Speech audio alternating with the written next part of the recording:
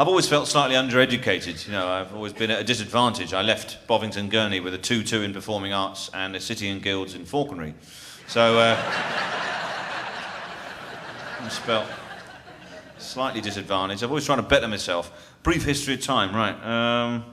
How can time have a history? Surely history is time, isn't it? And time is history, and time is an unbroken chain stretching off into the future, back into the past. And how can such a thing be brief if it is infinite? And I thought to myself, I can't even get past the title.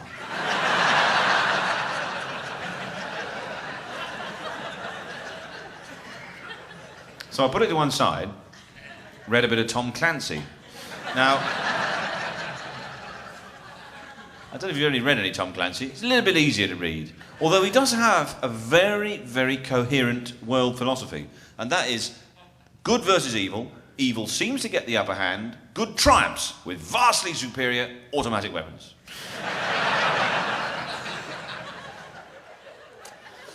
Anyway, so I put it to one side.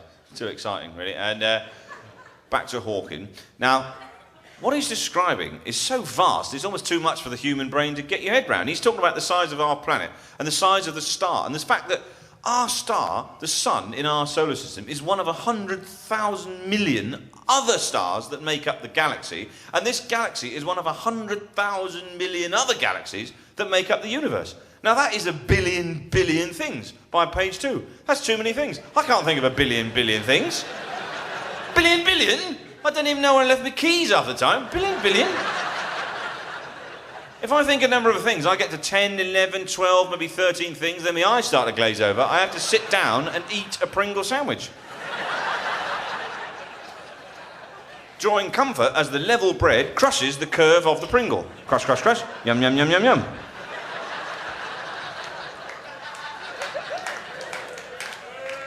Hey. We've all done it. I was getting in the book, I was getting really bogged down with it, and I thought, well, maybe I'm reading this book the wrong way. Maybe I'm approaching it completely the wrong way. I'm looking at it like it's a scientific textbook. I should maybe come at it from an oblique angle. Maybe look at it like it's a novel or something. So I take it to a meadow with a dandelion. Like, pretend it's a bit of lightweight melodrama or something, Bit of Jane Austen, for example.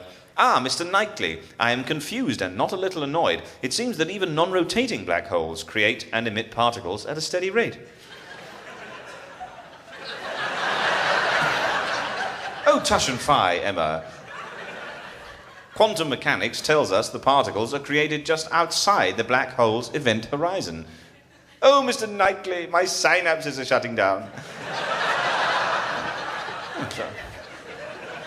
Sort of flows a bit better, doesn't it? Although Clancy is immeasurably improved by the Austen treatment. Oh, Mr. Darcy, I thank you for the gift of the Uzi. My dear Elizabeth, with its lightweight barrel and high rate of fire, it is indeed one of the most sought-after light weapons in the world.